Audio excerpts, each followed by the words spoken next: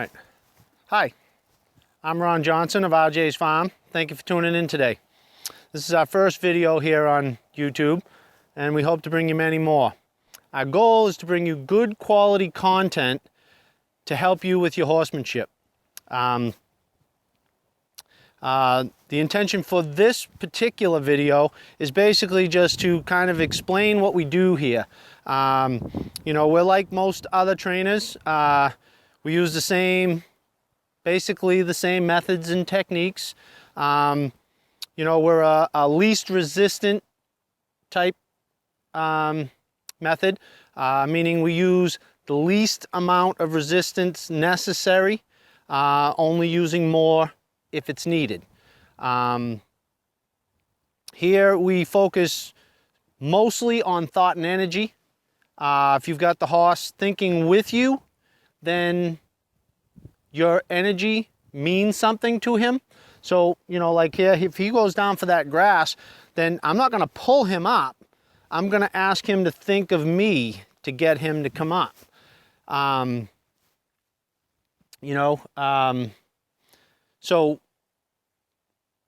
with that being said, you know, if he's thinking of me, then my energy means something, so that when I step over here and push on that hind end, it's going to move. You know, if he's not thinking of me, it doesn't work. You know, if I want him to back up, my energy pushes him back. So by using my energy to put a thought into his mind, that allows him to understand exactly what it is I want from him. So without him thinking of me, my energy has no significance.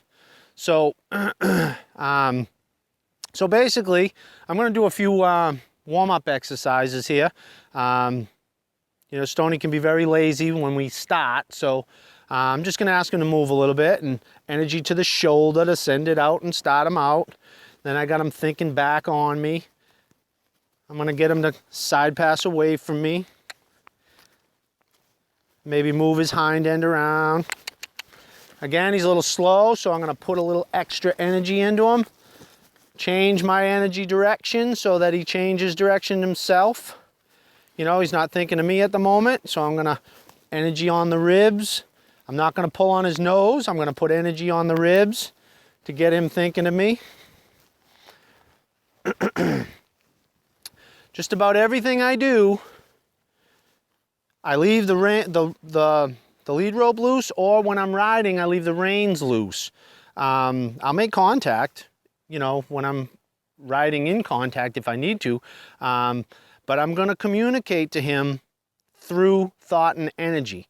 I'm not going to pull on him to get him to go. You know, if I might move this lead rope, and the weight of that knot is what's going to get him to shift his weight one way or another.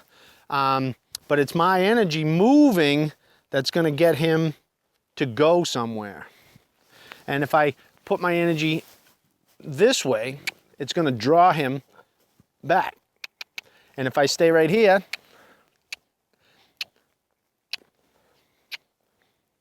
come on, you know, I can get him to swing all the way around and stand by my side. Okay, so it's all energy. So I'm going to stop talking here for a minute and just kind of go through some stuff here, because he's really slow and pokey right now. So the more energy I have in me, the more energy he's going to have in himself.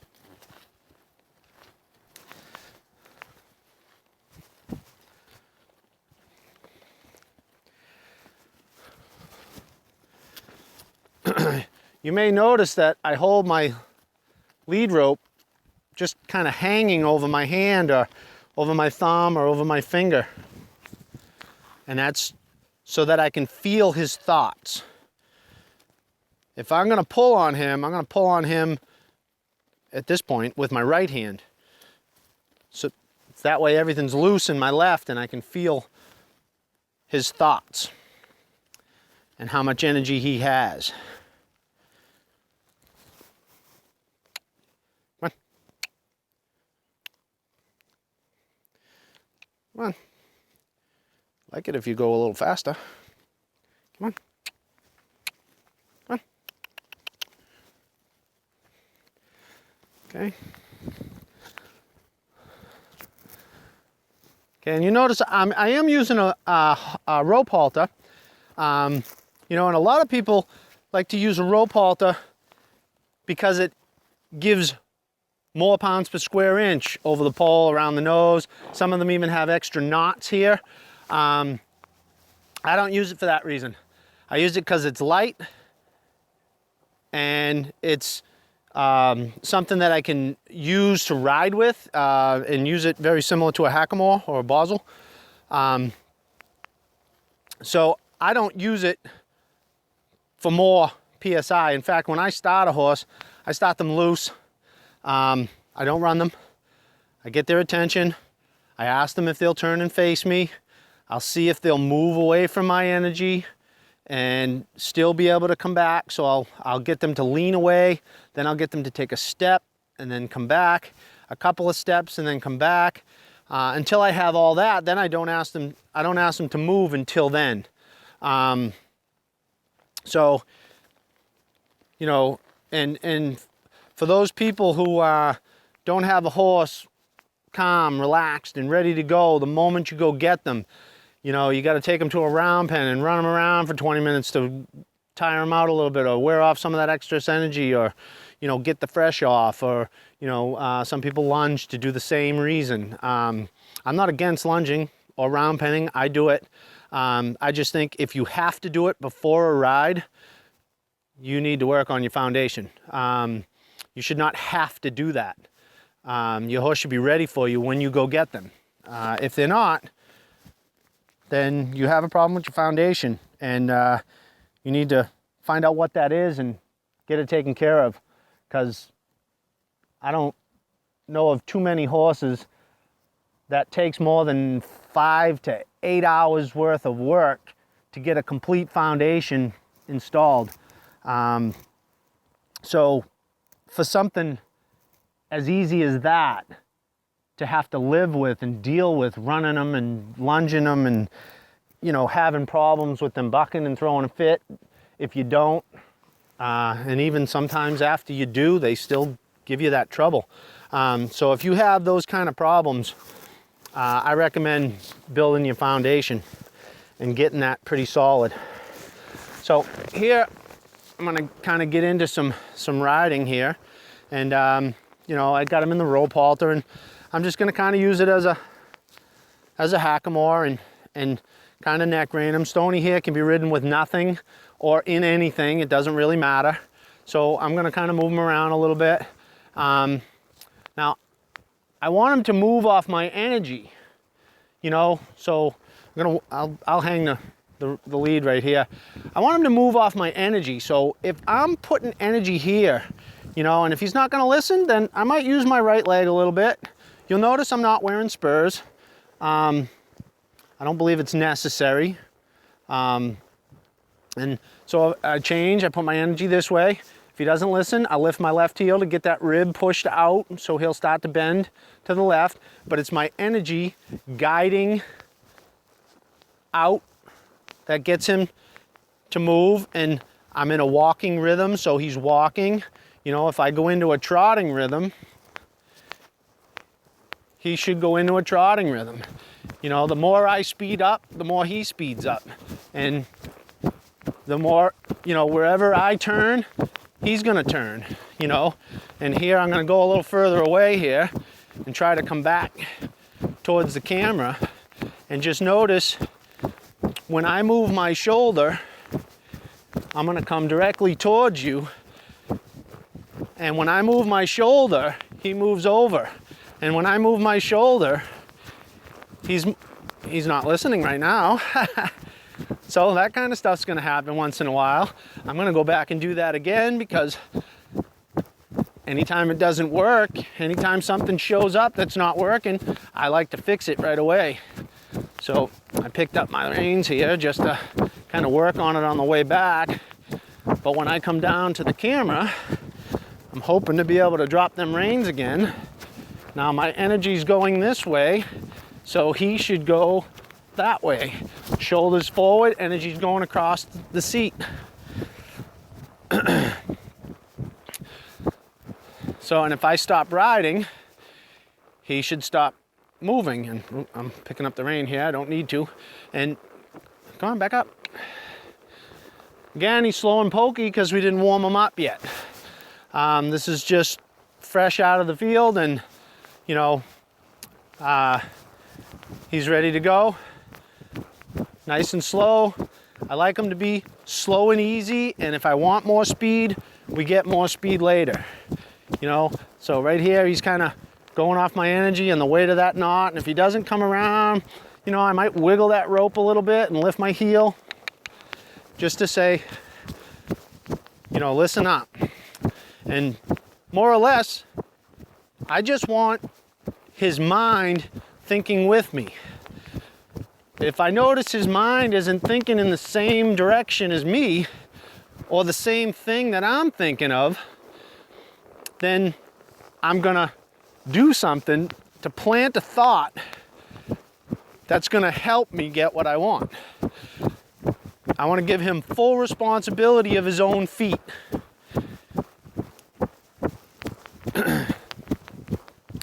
So by me allowing him to do his own job, because he can do it way better than I can, I don't want to do it for him. If I do, I just get in his way.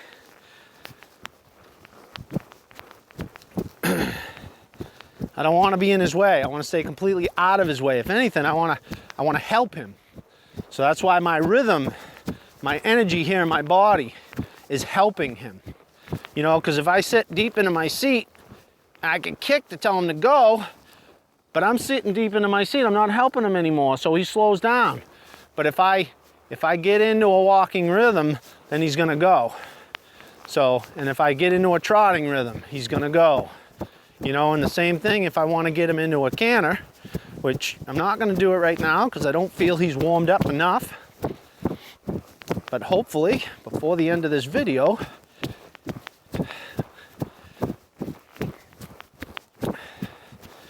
I know when he's warm by how he feels. You know, right now I still feel a little bit of a brace in the shoulder and neck. He's soft, somewhat, but you know, and he's with me mentally, and he's traveling in the direction I want, but there's just that little bit missing. And when he's warmed up, it'll be there. So when I go on a ride, when I generally, you know, when I'm walking my horse out to where I'm gonna get him ready, I do a little pre-ride checklist, check his mind. You know, I ask him to move sideways, I'll stop, see if he stops with me, I'll back, if he backs with me, you know, and if anything doesn't work, I'll put it back, you know, I'll put him through the paces to make sure that it is working. And, you know, so after I get him ready, you know, I'll mount right up most of the time, unless I feel like I need to do extra work, or it's a really cold day and I feel he needs to be warmed up. You know, I might do some groundwork, but nothing more than what you saw in the beginning of this video. And, you know, just to get the blood flowing and, you know, not strain him too much. You know, typically I'll just get on and we'll start walking. We'll do some bending, making sure he's gonna bend, you know, and we'll do some trotting, making sure he'll trot in any direction I want. He's starting to really lighten up now, and he's feeling a whole lot more fluent. My rhythm and his rhythm is matching up a whole lot nicer. So I'm almost ready to ask for that canter departure. And when I ask for that canter, I'm gonna use my rhythm. Well, he's not with me anymore. I'm gonna use my rhythm to get that. And it's very much like a skip when you're skipping, you know, if you skip in a left lead, you'll go into a left lead. If you skip in a right lead, you'll go into a right lead. And then, you know, whether you push your energy forward for a straight line or off to the side to, you know, to get him to bend to the left, or, you know, if I want to counter canter him to the right, I can push my energy across the saddle and counter canter him in a right circle. You know, any of that. So here, all right, let's see what we got.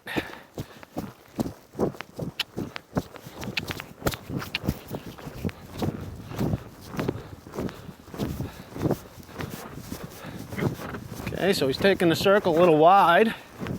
There we go, that's better. Okay, change. Kind of a simple lead change there.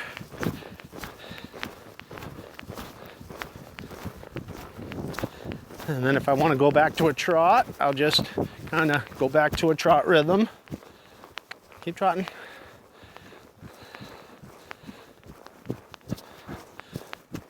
And you know, he will stop dead from a canter, but you know, stopping dead on this ground in a canter is probably not the best thing for his joints, especially where we're just getting him warmed up. You know, if I don't have something that his feet are going to slide a little bit on to ease up those joints a little bit, I won't do that. So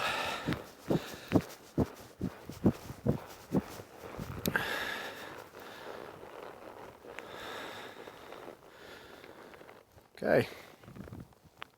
All right, so that's the basics. We want to cover a lot of topics that go into detail about thought and energy, from, you know, how I expect a horse to behave in a herd, to, you know, issues like trailer loading, leading, advanced leading, problems, you know, bucking and rearing, any of those kind of things. You know, when we get horses that we can use for those kind of video content, we will. But in the meantime, if there's something you want to see, let us know in the comments section, and we'll do our best to get to it.